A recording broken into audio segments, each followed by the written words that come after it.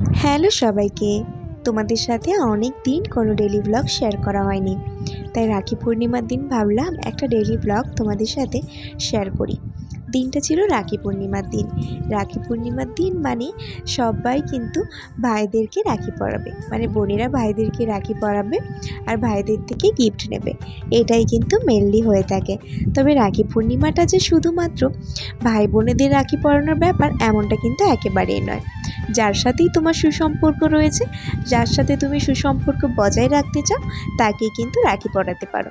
সেটা হতে পারে বাবা মা, ভাই বোন তো আছেই, হাজব্যান্ড ওয়াইফ, ননদ বৌদি, যে যাকেই পারে রাখি পরাতে পারে, যার সাথে সম্পর্ক তুমি ভালো রাখতে চাও।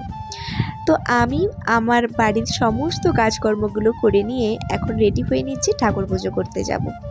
অনেক দিন আমি বাড়িতে এভাবে শাড়ি পরিনি, আজ ভাবলাম একটু শাড়িটা পরি। সত্যি কথা বলতে শাড়ি পরতে আমি ভীষণ ভালোবাসি, কিন্তু ক্যারি করতে পারি না, সেই জন্যই আমার শাড়িটা পরা হয় না। ছাদে গিয়ে একটু ফটো ভিডিও করব না শাড়ি পরেছি, তা কি হয়? ঠাকুর পুজো করার পরে একটু ফটো ভিডিও করলাম, নিচে এসে দেখি আমার ননদিনীরা এসেছে আমাকে রাখি পরাতে। আমি ওদের রাখি পরিয়েছি, ওরাও আমাকে রাখি পরিয়েছে। আমি চাই এই পুচকি পুচকি ননদিনীদের সাথে আমার সম্পর্কটা ঠিক এভাবেই যেন থাকে। আসার পরে আমি এদেরকে কত ছোট দেখছিলাম।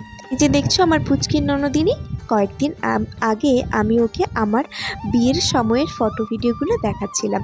ও নিজেই নিজেকে চিনতে পারছিল না, আমাকে বলছিল যে বৌদি এই পুচকিটা কে? আমি বলেছিলাম এটাই তো তুমি। বলছে আমি কি এত ছোট? নিজেই নিজেকে চিনতে পারছে না।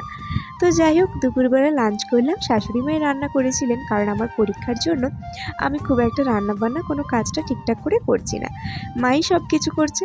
আজকে নিরামিষ ছিল, সেজন্য ডাল, কুমড়ো ভাতে আর আলু ভাতে হয়েছে, শাকের তরকারি হয়েছিল। আমার শাকটা খেতে একেবারেই ভালো লাগেনি, সেজন্য খাইনি, আর আলুটা আমি খাই না, সেজন্যই খাইনি। কুমড়ো ভাতে ডাল সেদ্ধ দিয়ে ভাতটা খেয়েছি। কয়েকদিন আগে ফ্লিপকার্টে দুটো জিনিস অর্ডার করেছিলাম, আজকে এসেছে। বর্মশাই দোকান থেকে আসার সময় পার্সেল দুটো নিয়ে এসেছে। একটা শাড়ি ছিল আর একটা ব্লাউজ ছিল। শাড়ি আর ব্লাউজটা এত সুন্দর এসেছে কি বলবো। শাড়িটা এই যে ব্লু আর হোয়াইটের কম্বিনেশন, খুব সুন্দর এসেছে আর খুব সফট ছিল। আমি এরকম শাড়িগুলো পরতে একটু বেশি পছন্দ করি।